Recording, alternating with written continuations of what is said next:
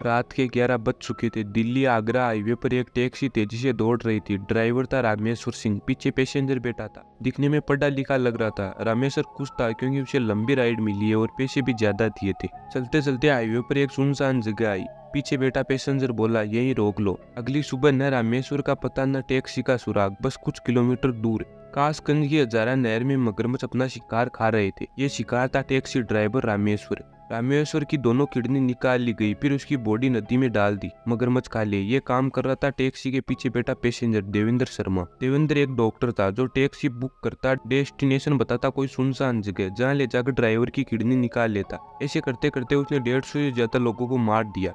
Devendra death body को नदी में फेंक देता, इससे कोई सबूत ही नहीं बचता, जिससे उसे लगता मुझे कोई नहीं पकड़ सकता। लेकिन एक छोटी सी गलती की वजह से वो पकड़ा गया। पकड़कर उसे जेल में डाल दिया, लेकिन जेल से भी वो 2 बार फरार हो गया। और सबसे मेन बात, पढ़ा लिखा डॉक्टर कैसे 11 लाख के धोखे की वजह से डॉक्टर से सीरियल किलर बन गया। इन सबको वीडियो में आके डिटेल से समझते हैं। 1958 अलीगढ़ के एक छोटे से गांव में देवेंद्र शर्मा का जन्म हुआ। एक मिडिल क्लास फैमिली में। पढ़ाई में तेज था, सबको उम्मीद थी ये लड़का कुछ बनेगा। 1984 में पटना से BAMS की डिग्री ली, आयुर्वेदिक डॉक्टर बना। राजस्थान के बांदीकुई में जनता नाम का क्लिनिक खोला, मरीजों का इलाज करता, गरीबों को फ्री में दवाई देता। लोग कहते डॉक्टर देवेंद्र शर्मा बहुत अच्छे आदमी है। 10 साल तक सब ठीक चला, लेकिन 1994 में सब बदल गया। देवेंद्र ने सोचा मेहनत बहुत कर ली, अब कुछ ऐसा करते जिससे प्रॉफिट ज्यादा हो। तो उसके दोस्तों ने गैस एजेंसी लेने का आइडिया दिया। उसने अपनी 10 साल की कमाई पूरी 11 लाख रुपए सब लगा दिए। वो डीलरशिप स्कीम निकली। एक झटके में 11 लाख डूब गए। पुलिस रिपोर्ट करवाई, कुछ नहीं हुआ। क्लिनिक बंद करके देवेंद्र अलीगढ़ अपने गांव चला गया, खाली हाथ, टूटा हुआ, गुस्से से भरा, बदले की आग में जलता हुआ। और यहीं से डॉक्टर देवेंद्र खत्म हुआ, जन्म हुआ डॉक्टर डेथ का।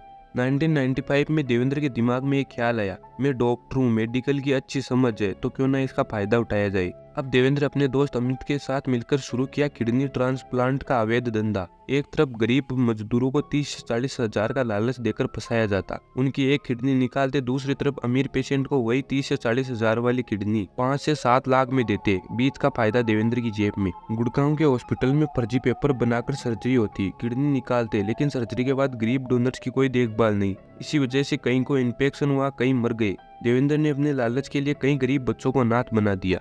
उसने 2 किडनी ट्रांसप्लांट करके अपना लॉस रिकवर कर लिया था। फिर भी उसने इस काम को करना बंद नहीं किया, ज्यादा से ज्यादा करता गया। लेकिन उसकी भूख अभी भी नहीं मिटी थी। अब उसे लगा इस काम में तो रिस्क है, हम पकड़े जा सकते हैं। अब हमें कुछ ऐसा करना चाहिए जिसे प्रॉफिट ज्यादा और रिस्क कम। फिर उसने कुछ ऐसा किया जिसमें सच में रिस्क कम थी। 2002 में उसके दिमाग में एक और भयानक ख्याल आया, क्यों ना सीधी हत्या ही कर दी जाए। उसने छोटी गैंग बनाई, राजेंद्र, इरफान, विष्णु और भी कई लोग। उन्होंने पहले एक फेक गैस एजेंसी खोली। उनकी टीम उन ट्रक्स पर नजर रखती जो भरे हुए सिलेंडर लेकर किसी सुनसान रास्ते से होकर गुजरते थे। सुनसान रास्ता भी हजारा केनाल के पास का होना चाहिए था। हजारा केनाल उत्तर प्रदेश के कासगंज जिले में है। ये एक नहर है जो गंगा नदी से जुड़ी है। हजारा केनाल की सबसे स्पेशल बात यह है, इसमें मगरमच्छ बहुत है। डॉक्टर देवेंद्र और उसकी टीम सिलेंडर से भरे हुए ट्रक को फॉलो करते, हजारा केनाल के पास किसी सुनसान जगह पर ट्रक को रुकवाते, ट्रक ड्राइवर को मारकर उसकी लाश इस केनाल में फेंक देते। लाश को मगरमच्छ मजे से खाते, कोई सबूत ही नहीं छोड़ते थे। फिर वो इस ट्रक को ब्लैक मार्केट में बेच देते और बचे सिलेंडर को अपनी एजेंसी में जमा कर लेते। और कभी मौका मिलता तो इन ड्राइवर्स की किडनी भी निकाल लेता था। अब सही से समझे तो वो 3 तरीकों से पैसा साफ रहा था। पहला, ट्रक को ब्लैक मार्केट में बेचकर। दूसरा, सिलेंडर बेचकर। तीसरा, मौका मिले तो किडनी निकालता। अब उसको इस काम में भी मजा आना बंद हो गया, तो उसने एक दिन एक टैक्सी बुक की और लोकेशन बताई हजारा केनाल के पास कोई सुनसान जगह।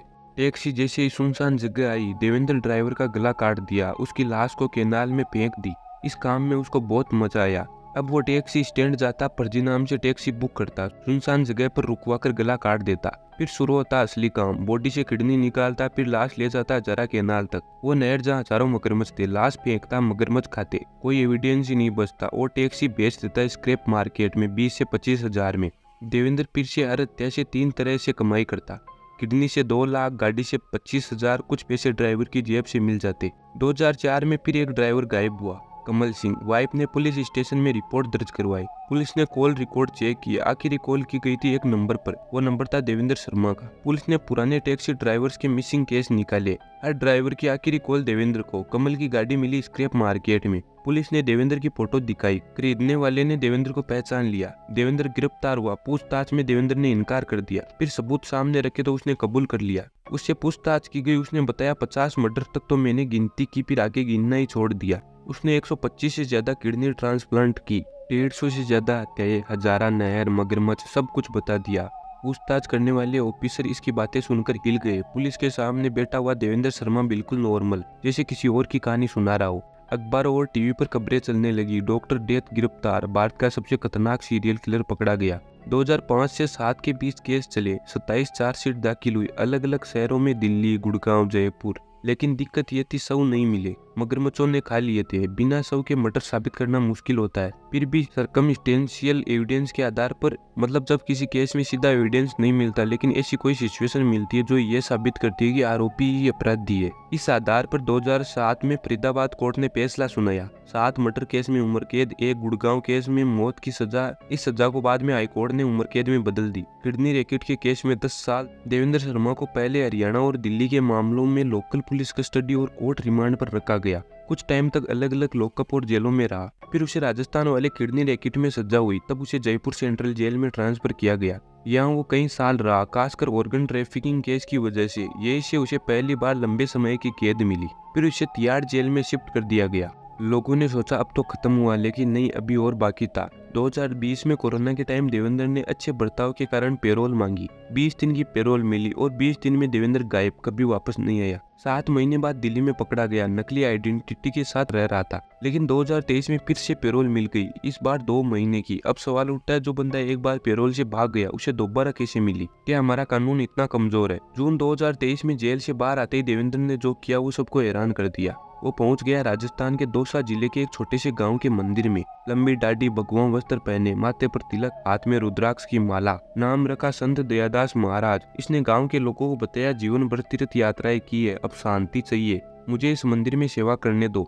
गांव के लोग खुश हो गए। उन्होंने सोचा ऐसा पुजारी मिलना मुश्किल है। संत दयादास महाराज मंदिर में रहने लगे, पूजा अर्चना करते थे, प्रवचन देते। धीरे धीरे सबको पसंद आने लगे। इसके प्रवचन सुनने कुछ नेता लोग भी आने लगे थे। और सबसे बढ़िया बात, संत दयादास मरीजों का इलाज भी करते थे आयुर्वेद की दवाइयों से। लेकिन किसी को पता ही नहीं था कि इस भगवे रंग के पीछे छुपा है वो डॉक्टर डेथ, वो बंदा जिसने 150 से ज्यादा लोगों को मारा था। करीब 2 साल तक ये नाटक चला। 20 मई 2025 में दिल्ली की पुलिस को खुफिया इंफॉर्मेशन मिली कि डॉक्टर देवेंद्र शर्मा राजस्थान के दौसा के एक मंदिर में पुजारी बन रखा है।